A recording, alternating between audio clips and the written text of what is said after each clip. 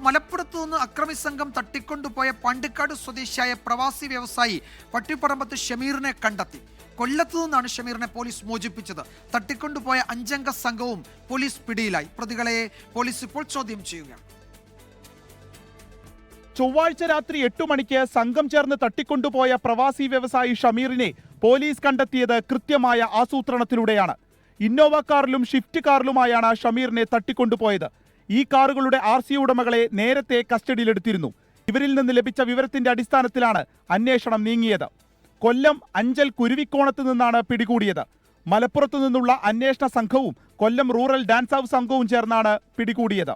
തട്ടിക്കൊണ്ടുപോയ 5 അംഗ സംഘം പോലീസ് കസ്റ്റഡിയിലെടുത്തു. ഷമീറിന്റെ ആരോഗ്യനില തൃപ്തികരമെന്നാണ് അറിയുന്നത്. ഷമീറിനെയും പ്രതികളെയും മലപ്പുറത്തേക്ക് കൊണ്ടുവരികയാണ്. സാമ്പത്തിക തർക്കമാണ് തട്ടിക്കൊണ്ടുപോകലിന് പിന്നിലെന്ന് ഉറപ്പിക്കുന്നു പോലീസ്. പ്രതികളെ ചോദ്യം ചെയ്താൽ മാത്രമേ ഏത് രീതിയിലുള്ള സാമ്പത്തിക ഇടപാടാണ് നടന്നതെന്ന് വ്യക്തമാവുകയുള്ളൂ. ചാവക്കാടുള്ള സംഘത്തിന്റെ പങ്ക് പോലീസ് തള്ളിക്കളയുന്നില്ല.